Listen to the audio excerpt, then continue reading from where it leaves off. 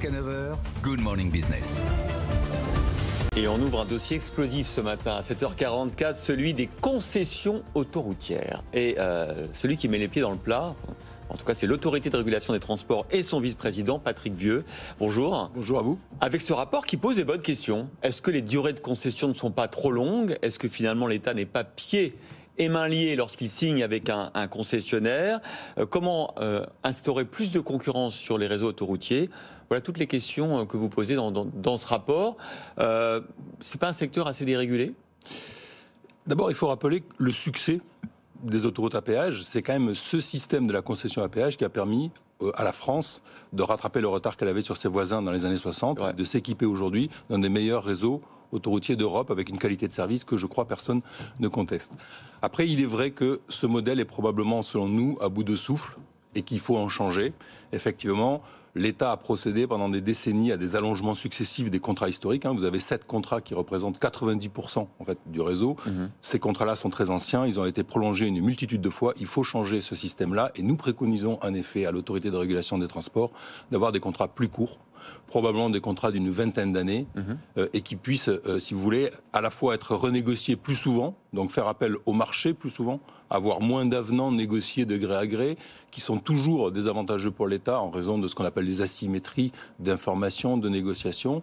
Et aussi parce que probablement ces contrats de 20 ans seraient construits sur des paramètres plus prévisibles. C'est plus facile quand même de prévoir les choses sur 20 ans que de les prévoir sur 50 ou 60 ans. Ouais. La majorité des concessions vont arriver à échéance 2031-2036. Vous dites c'est maintenant, il y a urgence, il faut réfléchir à un nouveau modèle économique des concessions. Et pourtant on a l'impression qu'après à BFM Business, on a décortiqué les 250 pages de votre rapport, que vous n'y croyez pas. C'est-à-dire que le problème est tellement politique que vous n'y croyez pas qu'on va revoir le modèle économique des concessions. Ce que nous pensons, c'est que la décennie qui arrive va être décisive pour le secteur autoroutier, à 2 titres. La première, c'est que, comme vous l'avez dit, les concessions historiques arrivent à échéance, effectivement, à partir de 2031 jusqu'à 2036.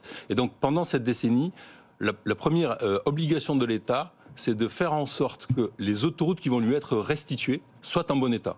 Quand vous avez un logement et que vous partez, vous êtes propriétaire, vous demandez à votre locataire de faire un état des lieux. Il faut faire cet état des lieux. Il faut définir le critère et l'objectif. Et il faut avoir les procédures de contrôle. Et par ailleurs, deuxième aspect, il faut préparer l'avenir.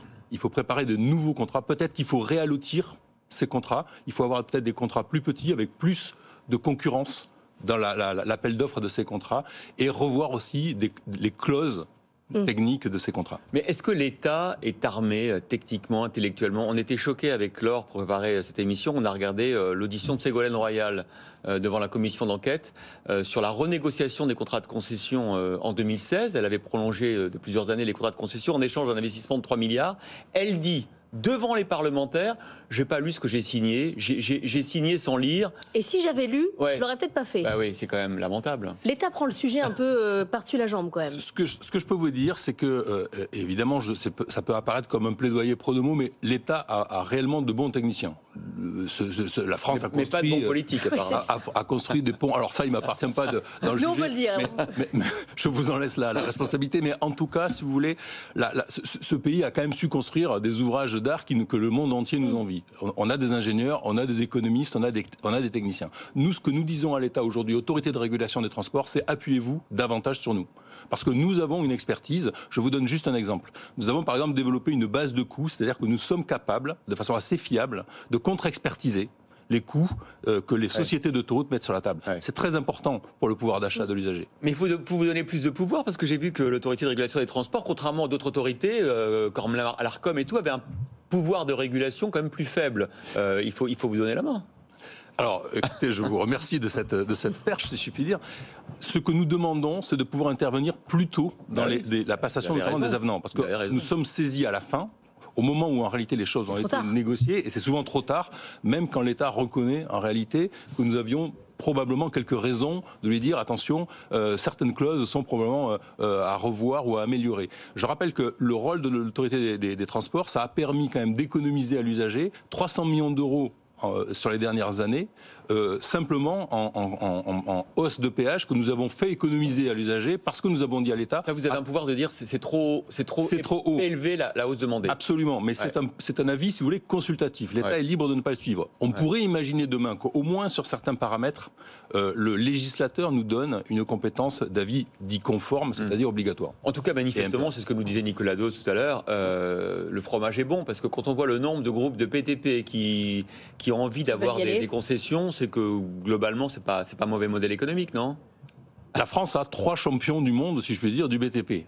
On ne va pas s'en plaindre. Après tout, c'est aussi fait partie du rayonnement et de la compétitivité française. Maintenant, vu du point de vue de l'État, vous avez raison, il faut probablement diversifier la concurrence. C'est pour ça qu'on propose un allotissement des réseaux, de façon à avoir des réseaux plus petits et donc plus nombreux en termes de candidats. La question des autoroutes, c'est un sujet qui passionne Emmanuel Le Chypre. Je le sais, qui nous a rejoint. Emmanuel, est-ce que vous avez une question ? Non, comment on peut faire pour que l'État soit meilleur négociateur et c'est un mauvais acheteur, c'est donner le pouvoir à l'autorité de régulation et transport. Non, mais tout à fait, par exemple. Mais je veux dire, le vrai problème, c'est comment ont été négociés les contrats au moment où on a ouvert ces contrats. Vous avez vu Ségolène Royal qui dit devant les parlementaires, j'ai signé sans lire en fait. Non, mais voilà, c'est exactement ça. Oui, mais c'est ça le problème. Mais c'est le problème. Quand même. En restant sur une approche technique ou technocratique peut-être, mais en tout cas, si vous voulez, vu du point de vue d'un ingénieur, d'un juriste ou d'un économiste, il y a plusieurs choses. D'abord, vous le savez comme moi, l'État est complexe. Il y a le ministère des Transports, le ministère des Finances. Vous avez vu le ministère des Finances qui dit que la rentabilité des concessions elle est 2 fois supérieure à ce que vous dites. Elle dit 12%. Alors en réalité, la différence des deux chiffres, tels que nous le comprenons, parce que le rapport dont on parle, nous ne l'avons pas eu. Non, il est secret. Nous n'avions même pas connaissance de son existence. Ce que nous pensons, c'est que nous calculons, alors pas être trop technique ici, mais nous calculons, nous, un TRI, un taux de rendement interne, à partir, si vous voulez, des financements mis au départ, c'est-à-dire à la fois la dette et le capital, et que nous calculons donc les revenus sur la durée de la concession. Je comprends que le rapport qui a été produit calcule une rentabilité des actionnaires, un taux de rentabilité du capital investi qui, lui, probablement est parti de 2006 de la privatisation. On se met à la place d'un actionnaire. J'ai acheté une société d'autoroute. Combien ça m'a rapporté en dividendes cumulés jusqu'à la fin des concessions ? Ça donne des chiffres différents. Sauf que le modèle de la concession, c'est vous investissez beaucoup au début, vous dépensez beaucoup au début et vous touchez beaucoup à la fin. Donc attention aux effets d'optique. C'est un point essentiel.